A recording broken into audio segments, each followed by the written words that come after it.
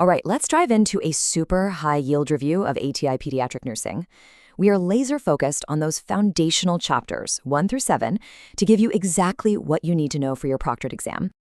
So, you're studying for the PEDS ATI? Perfect. You're in exactly the right place. We're going to move fast and hit all the key concepts you absolutely positively have to know. Let's get right into it. Here's how we're going to break it down. We'll start with the basics, the foundations of PEDS nursing. Then we'll walk through the developmental stages, hitting health promotion for infants, then early childhood, and finally, we'll cover the school-age kids all the way through adolescence. It's a really clear roadmap for our review. First up, Pediatric Nursing Foundations. This is your bread and butter, covering chapters 1 and 2. It's all about the core principles that guide literally everything we do in PEDS, family-centered care and physical assessment. Okay, I want you to notice the key word here, partnership. Family-centered care isn't just about being nice to the parents, right? It's about truly recognizing that they are the experts on their child.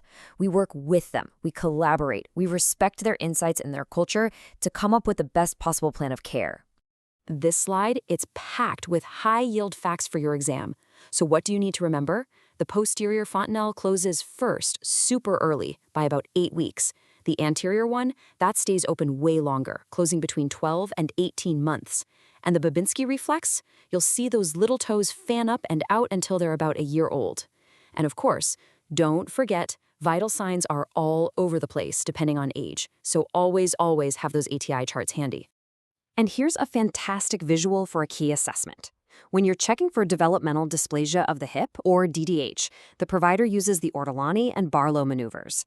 A positive test gives you this distinct clunk sound or feeling as the hip moves, and that tells you there's some instability there. Okay, let's move on to our next section. We are zeroing in on the infant, from birth all the way to 1 year old.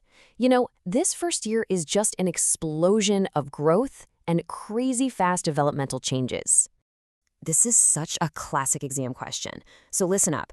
An infant will double their birth weight by about 5 or 6 months. But the big one, the milestone you absolutely have to remember, is that they should triple their birth weight by their first birthday. And to go right along with that massive weight gain, their length is going to increase by 50% by the time they're 12 months old. So remember those two numbers, tripling weight and increasing length by 50%. They are fundamental growth markers for that first year.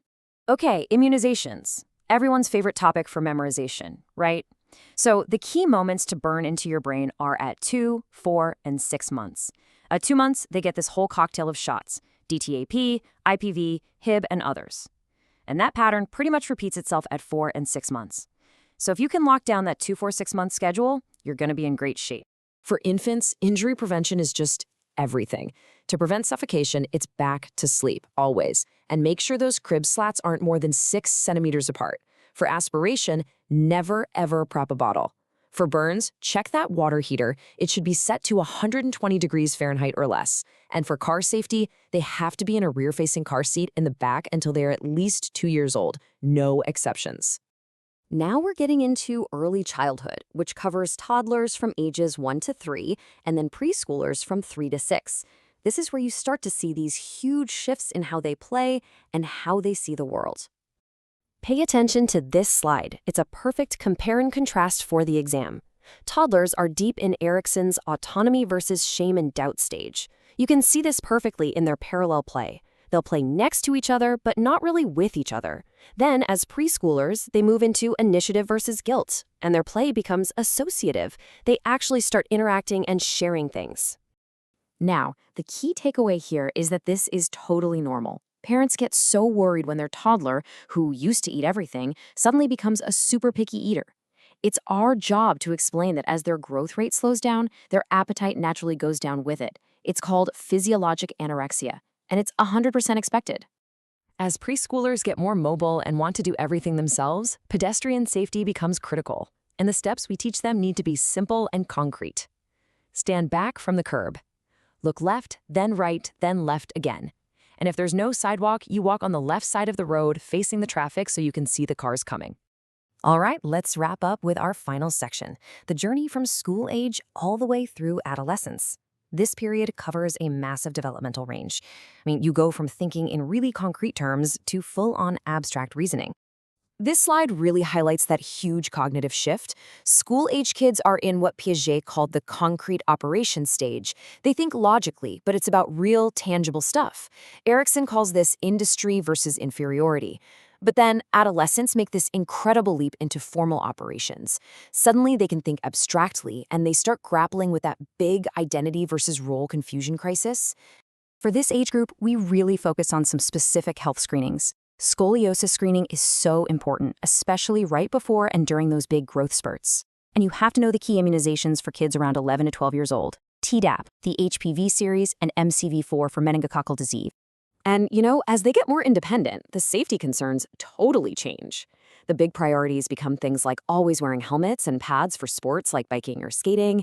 It's about teaching stranger safety, reinforcing those pedestrian rules, and then starting those really important conversations about firearm safety and substance misuse. So if you boil it all down, this is really the heart of pediatric nursing.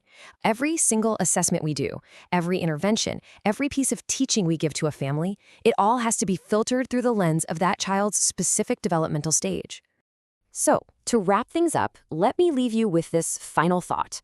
Think about it. Across every single one of these age groups we've talked about, what is always our number one nursing priority when a child is in the hospital? The interesting part is, the answer is the same, but how you would act on it would be completely different for an infant versus an adolescent.